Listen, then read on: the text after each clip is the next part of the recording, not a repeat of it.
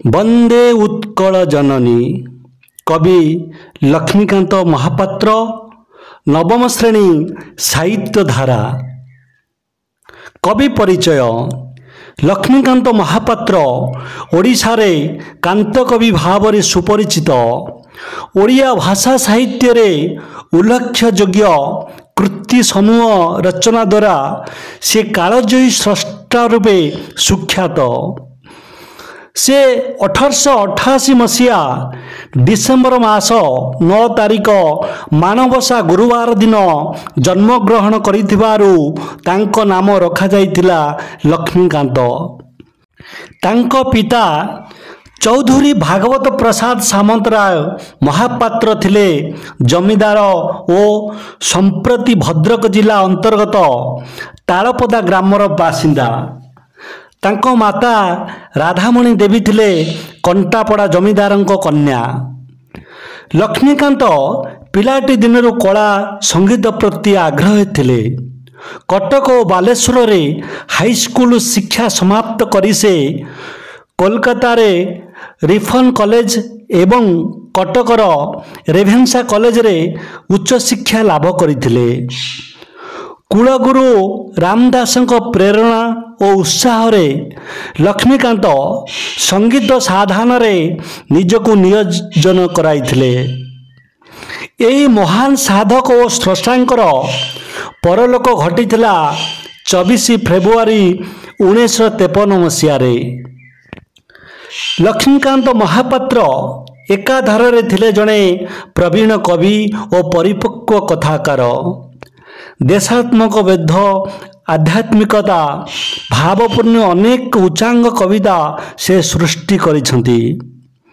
महात्मा गांधी को प्रेरणा रे लक्ष्मीकांत और तांको परिवार स्वाधीनता संग्राम रे जोग देइथिले।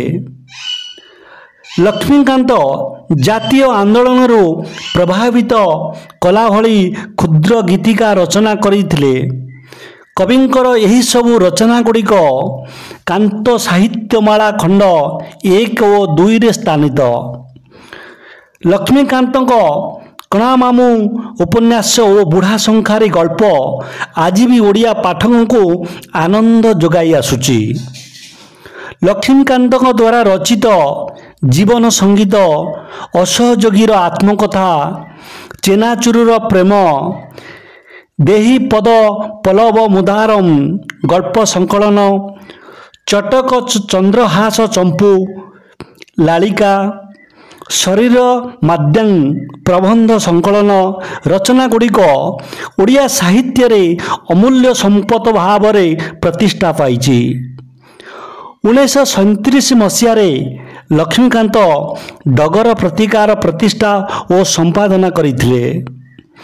पाक स्वाधीनता काल रे कांत कवि देशात्मक बोधक संगीत लोकमानक मनरे विप्लवर बन्नी प्रज्वलित करी स्वाधीनता आंदोलन को आहुरी चलचंचल करिथिला। वंदे उत्कल जननी कविता रे ओडिया अस्मिता प्रकाश पाइथिबारु ओडिशा सरकार जून 7 तारिख 2020 मसीह रे यहाकू राज्य संगीतर मान्यता प्रदान करिसंती। आज आमे सेई महान महापुरुषंक द्वारा लिखित वंदे उत्कल जननी नवम श्रेणी साहित्य धारा पुस्तकरू संग्रहित आमे सेई कविताटी को पाठ करिबा। वंदे उत्कल जननी वंदे उत्कल जननी वंदे उत्कल जननी चारु भाषमयी जननी जननी जननी वंदे उत्कल जननी पूतपयोधि विधोत शरीरा तालतमाल सुशोभित तीरा सुब्रत टिनिकुल शिखर समीरा जननी जननी जननी जननी जननी जननी घन घन वन भूमि राजित अंगे नीलभूधर माला साजे तरंगे कल कल मुखरित चारु विहंगे जननी जननी जननी जननी जननी जननी सुंदर शाली सुशोभित क्षेत्र ज्ञान विज्ञान प्रदर्शित नेत्रा जोगी ऋषिगण उठ पविता जननी जननी जननी जननी जननी जननी सुंदर मंदिर मंडित देशा चारु कला बलि शोभित वेशा पुण्यतीर्थाचय पुण्य प्रदेशा जननी जननी जननी जननी जननी जननी उत्कल सुरवर दर्पित गेहा हरिकुल शोणित चर्चित देहा विश्वभूमंडल कृतवर स्नेह जननी जननी जननी जननी जननी जननी